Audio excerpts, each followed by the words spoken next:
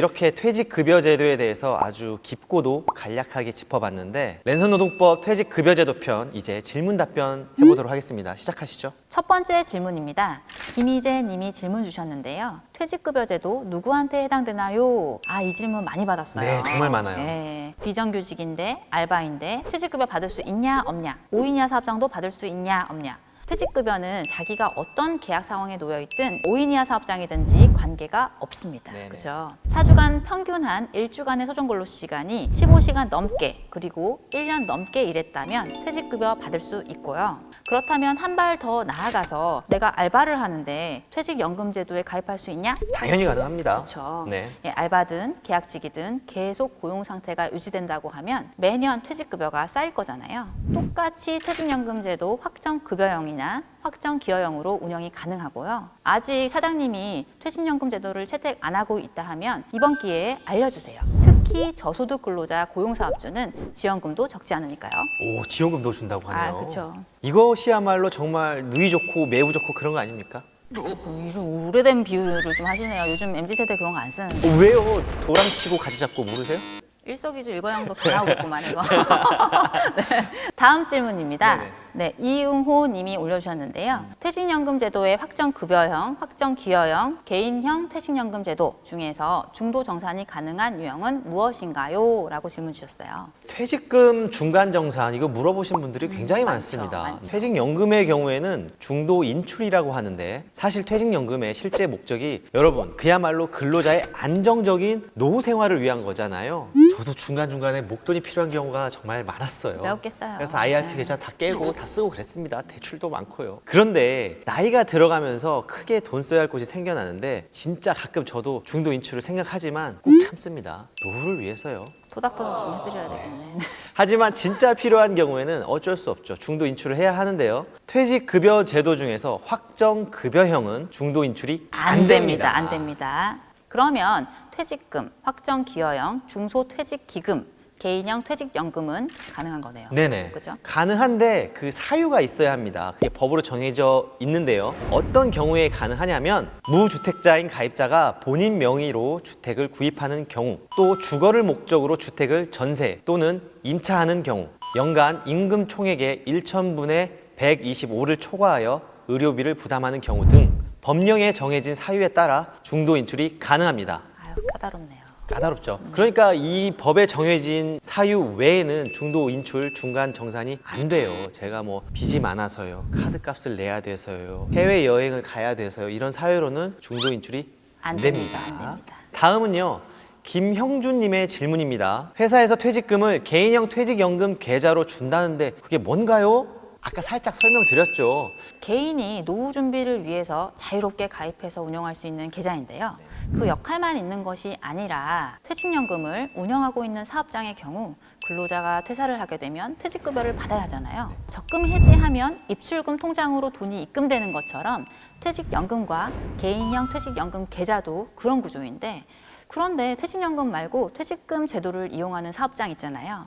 옛날 같은 경우는 퇴사하면 월급 통장으로 퇴직금을 줬었는데요. 올해 4월 14일부터 개인형 퇴직연금 계좌로 입금하도록 법이 개정되었습니다. 오, 그렇죠. 그래서 결과적으로 모든 퇴직금, 퇴직연금은 개인형 퇴직연금 계좌를 통해 받게 되는데요. 이 계좌의 장점이 뭐냐? 내 거잖아. 하나, 1년 최대 700만 원까지 세액 공제된다. 네. 둘, 50세 이상이 되면 900만 원까지 세액이 공제된다. 우리 연말 정산할 때 100만 원 세액 공제되는 게 얼마나 큽니까? 그렇죠. 생각보다 큰 거거든요. 돌려받는 거죠. 세액 공제액 다 맞춰서 내가 낸 세금 다 돌려받으려고 열심히 하잖아요. 그런데 이게 700만 원이면 700. 엄청난 거죠. 이게 실제로 얼마를 되돌려받는지 한번 볼까요?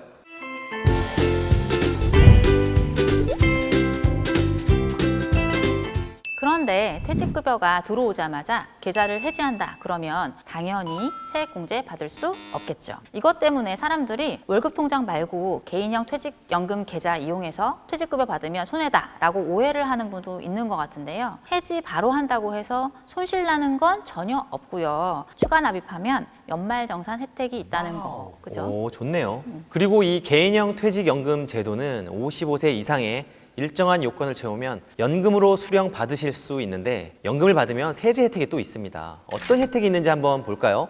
연금으로 수령하시면 퇴직급여에 대한 세금은 70%만 붙고요. 해지하면 100%가 부과됩니다. 개인형 퇴직연금 계좌로 추가 납입한 금액이나 DC로 발생한 수익의 경우에는 16.5%대 3.3에서 5.5% 있으니 차이가 많이 나죠? 많이 나네요. 네. 네. 연금으로 꾸준히 수령하는 게 좋겠네요. 네, 그쵸. 이모저모 따져봐도 퇴직금보다는 퇴직연금을 운영하는 게 좋고 회사를 퇴사하게 되어서 개인형 퇴직연금 계좌로 퇴직급여가 들어왔다 하는 경우에도 웬만하면 퇴직급여를 다 빼거나 하지 마시고요. 55세 이상 되어서 연금 형태로 받으시면 가장 좋습니다. 사실 노후에 수입은 1도 없는데 생각보다 돈 드는 일 많잖아요. 많죠.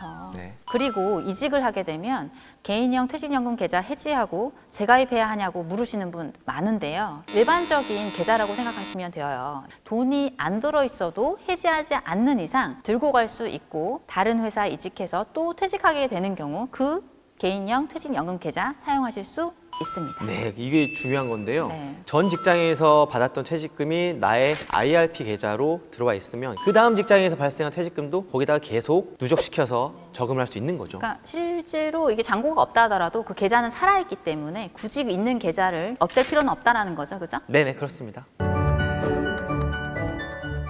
다음은 윤정인님의 질문입니다. 10년 다닌 회사를 그만두려고 하고 있는데 퇴직급여는 연봉에 포함되어 있었던 거라면서 입사할 때 그 내용 각서 쓰고 공증까지 받지 않았냐고 하는데 이게 효력이 있는 건가요? 아휴, 각서까지 쓰고 공증을 받아뒀다니 입사 초기에 한 거라 정신없이 사인하셨을 것 같은데 뭐든 내 사인을 남길 때는 내용을 꼼꼼히 확실히 체크하셔야 됩니다. 회사에서 각서를 쓰게 했다니 또 아주 새로운 이야기네요. 이런 각서 어떤가요, 진노무사님? 필요가 없죠. 네. 정말하면 잔소리. 퇴직급여는 근로자 퇴직급여 보장법에 보장된 청구권입니다. 퇴직 시에 받을 수 있는 거고요.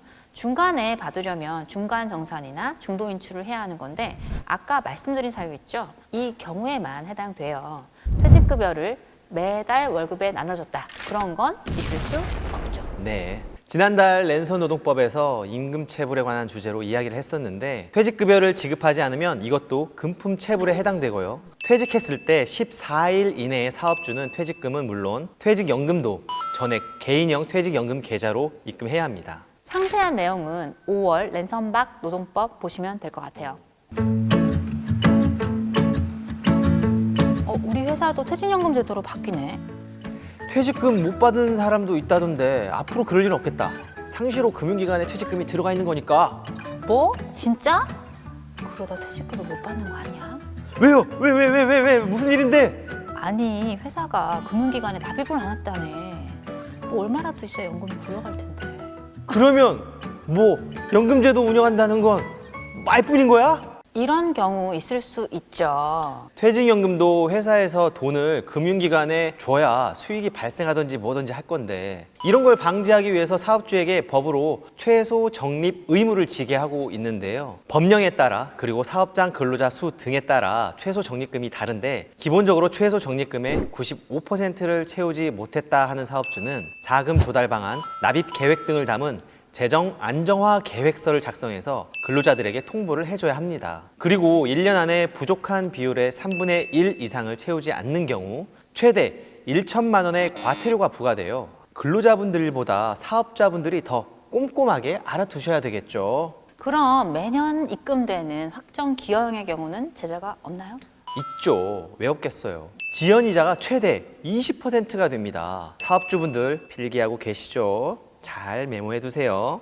5글자로 답해요 시간입니다. 확정 기여형 퇴직연금은 매년 임금 총액의 12분의 1 이상을 입금하는데 이게 연봉 기준인가요? 각종 추가 수당들도 다 포함되나요? 모두 다 포함이라고 답변 드리고 싶네요. 연봉 이외에 추가 근로에 따라 발생되는 연장, 야간, 휴일 수당 등을 비롯해서 근로의 대가로 지급된 모든 임금이 포함된다고 보시면 됩니다. 네, 오늘은 길고 긴 퇴직급여 제도에 대해서 상세하게 이야기해 봤습니다. 사실 많이 어려워요. 그죠? 맞아요. 이번에 새롭게 개정된 내용도 많고 해서 저희도 아직은 낯선 부분이 많은데 노후 준비 중요하니까요. 놓칠 수 없죠. 네, 퇴직급여 제도 알고 싶다 하면 이번 랜선 노동법 영상이 필수 가이드 자료가 될 수 있길 바라면서 이만 마치도록 하겠습니다. 당신의 고민을 입력하세요. 지금 빨리 입력하세요. 엄청 빨리 입력하세요. 저희는 더 알찬 주제로 다시 찾아오겠습니다. 야근 약사에게 노동법은 노무사에게. 안녕. 안녕.